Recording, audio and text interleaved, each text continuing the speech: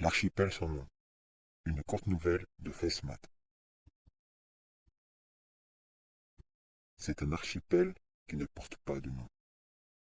Ici, les arbres sont rois, la flore resplendissante.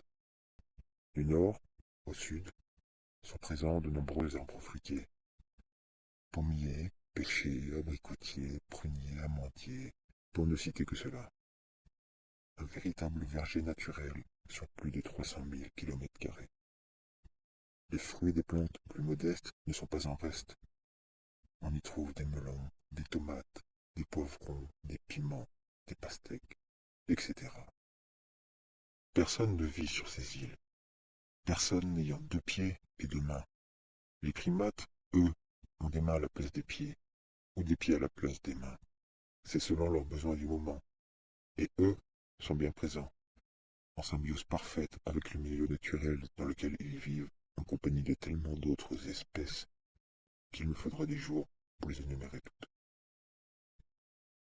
Cela fait plusieurs centaines d'années que cela tourne ainsi, sans intervention extérieure autre que celle de la nature pour troubler ce bel équilibre. Ce ne fut pas toujours le cas.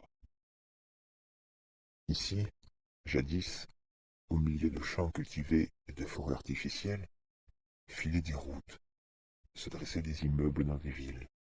Des êtres humains vivaient sur ces terres. Du moins, ils pensaient y vivre. Avoir un but bien précis, celui de perpétuer leur espèce.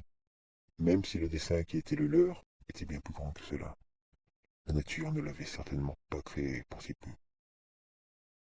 Puis un jour, l'homme fut confronté à son reflet dans le miroir. Par sa peur et son besoin de dominer la nature, il créa des soleils artificiels, emprisonnés dans des cuves de métal.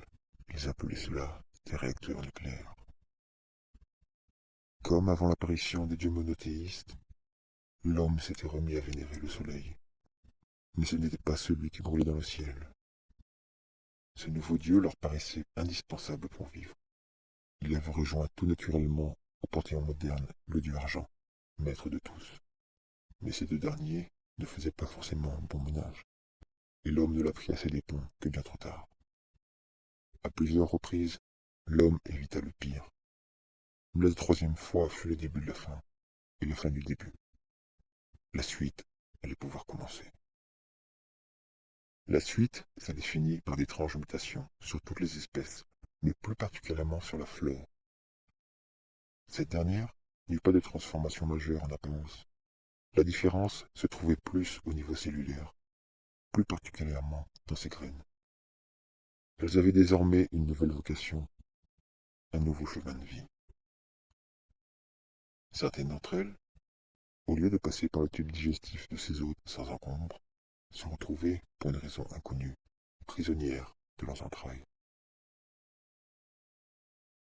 Après une dormance de plusieurs mois, elles reçurent toutes un signal venant du plus profond de la terre.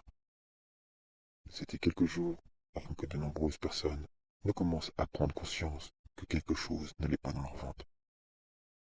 En quelques heures, toutes les urgences furent prises d'assaut par les foules. Tous se tenaient le bas du ventre en hurlant de douleur. Puis, ils se mirent à tomber, partout, dans la rue, chez eux, au travail. Après quelques jours de silence, on put voir apparaître plusieurs pousses vertes, déchirant les chairs des corps qui parsemaient les rues. En fin de compte, on ne sait pas vraiment pourquoi la nature avait créé l'homme. Mais l'être humain fut le seul à subir ce funeste sort. Ce devait être, comme on disait à cette époque, une erreur de la nature. C'est un archipel qui ne porte plus de nom. La planète qui l'héberge a elle aussi perdu le sien.